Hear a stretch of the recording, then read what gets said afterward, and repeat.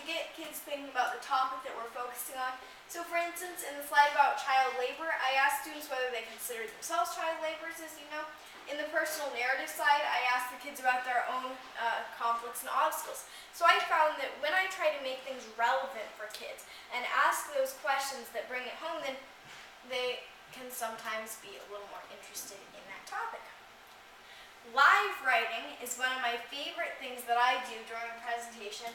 I do live writing on my computer, taking suggestions from students to create an example of the type of writing I want them to use. So now, in order to show that to you, I want you to pretend that you're students for a few minutes so I can show you what I mean. So if you just slouch back and pick your noses a little more, you'll have to write down. Actually, I do not want to see you slouch back and pick your noses. That would be a little gross. So I'm going to open up a Word document, and let's say I'm teaching students about the 5 senses and writing about the 5 senses in descriptive writing. Now, I could just give them the assignment and say, write with the 5 senses, but that might be a little bit daunting, because first I have to think, oh, what are the 5 senses? And then, how am I going to write about that, and what am I going to write about? So, I start with a collaborative writing activity, and then I incorporate elements of what they have suggested. So if I'm just going to make the font bigger so you can actually see it.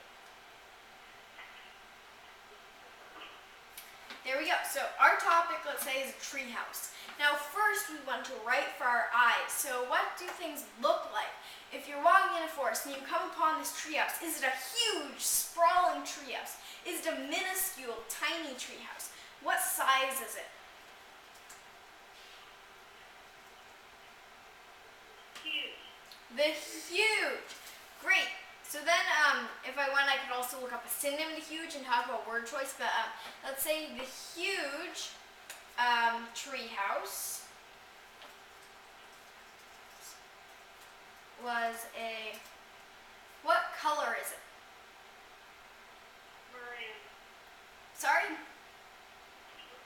Maroon. Meringue? Oh, okay. Great. Like M-E-R-I-N-G-U-E? Maroon. Maroon. Okay. Yeah, I was thinking, what color would maroon be? Well, was a maroon? What material is it made out of? Is it wood? Is it metal? Was it a bunch of twigs? I guess that would be wood. The huge tree was a maroon. Tin. Sorry? Tin. Tin.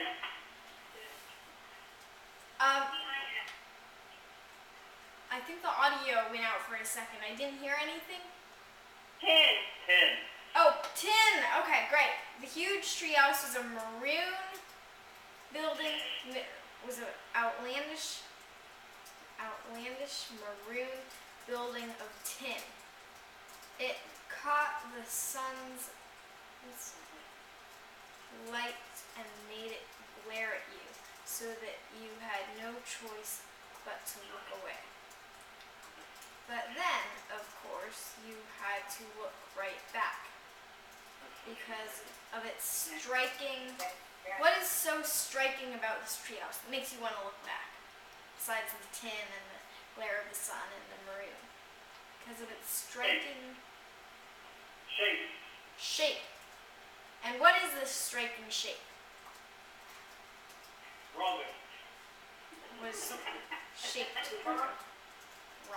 Okay, wow.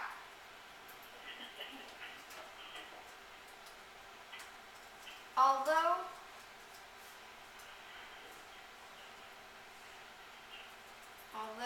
they do say curiosity killed the cat, most visitors to this isolated treehouse and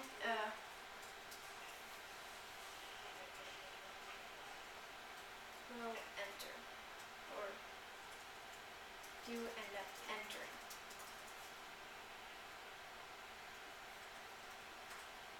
Going inside the treehouse, however, is more difficult than it looks. So how do you get into this treehouse if it's more difficult than it looks? What would be kind of deceiving Maybe, what would be so difficult about it? Climb up the rope. Okay, there's a long rope dangling from the deck, but it has hardly any knots in it, and it's very hard to hold on. Yeah, I remember I was once trying to climb a rope and I could not get very high at all. That was pretty, yeah, very hard. However, visitors are rewarded by the sweet smell of what? Pie. Pie. Okay, maybe apple pie. When they enter the sprawling abode, or maybe sprawling interior. Tendrils of rich scent crawl into nostrils.